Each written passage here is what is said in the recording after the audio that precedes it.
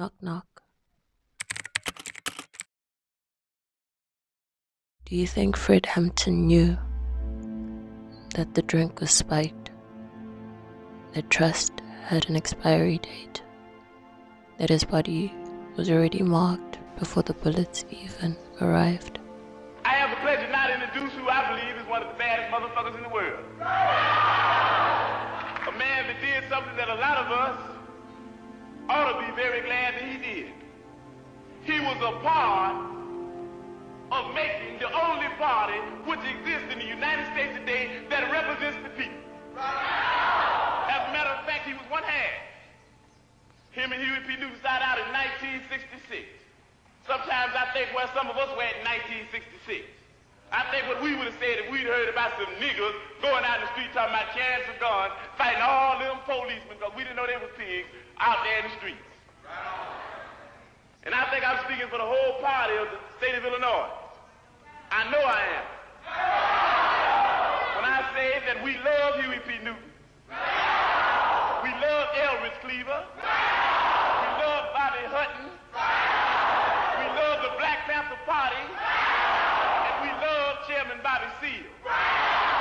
We love them because they were the first ones that took a stand against capitalism and racism and said that we'll fight it till the end. We said we join the line somewhere, motherfucker. If you try to pass us, we'll blow your brains out. Do you think he knew that the revolution wouldn't wait until morning? That the enemy didn't need to convince the world, only convince a friend? Do you think he felt it? The strange calm the body gives when the spirit already knows it won't survive the night? My recruitment by the FBI was very efficient, very simple really. I'd stolen a car and went joyriding over the state limit, and they had a potential case against me, and I was looking for an opportunity to work it off. And a couple of months later, that opportunity came when FBI agent Roy Mitchell asked me to go down to the local office of the Black Panther Party and try to gain membership. Do you think if he had known the scale of the conspiracy that he would have chosen differently? Moved slower, loved harder, stayed awake? Or did he already understand what most of us are still learning? That they don't kill you when you're dangerous. They kill you when you're clear. When your words are too sharp to distort.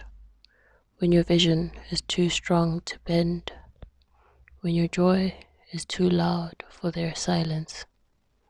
We work with anybody and form coalition with anybody that has revolution on their mind. We might not be back. I might be in jail. I might be anywhere. But when I leave, you can remember I said with the last words on my lips that I am a revolutionary.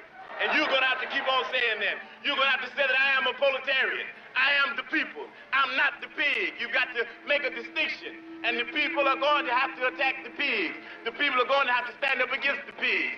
That's what the Panthers are doing. That's what the Panthers are doing all over the world. We're not a racist organization because we understand that racism is an excuse used for capitalism. And we know that racism is just it's a byproduct of capitalism. If we don't hate the motherfucking white people, we hate the oppressor, whether he be white, black, brown, or yellow. We're going to fight racism, not with racism, but we're going to fight with solidarity.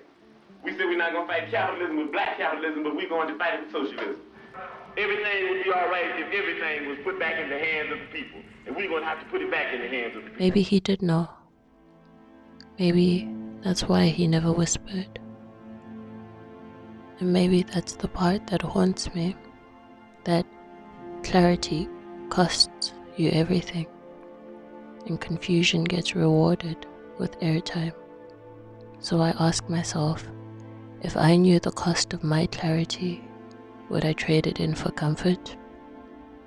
If I saw the betrayal coming, would I still open the door?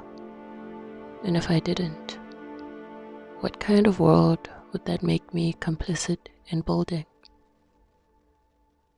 Because it's never just about the night he died. It's about the morning that followed. Well, the following day, I went directly to the office, and the office was empty, unusually empty. It was one girl sitting behind the desk, and she was on the phone, and there was just no people there. And I walked in, I guess it was about 10 o'clock in the morning, and I walked in, and I was waiting on her to get off the phone to ask, what was up. And I saw a copy of Sun-Times laying there, and had his picture on there, and had Panther leader slain on it. And boy, I felt bad. I felt just, and I remember walking out of the office and looking through a little clearing over on the next block, which was right in front of the Monroe Street address, and seeing a lot of police cars over there. And at that time, Bobby Rush came to the office. He had just come from over there, or maybe the coroner's office. In any case, we walked back over there, and we both were speechless. We just walked through the house and saw what had taken place and where he died, and it was shocking. The silence, the erasure, the attempt to convince us that he was never here at all. But we remember, even if remembering costs us too.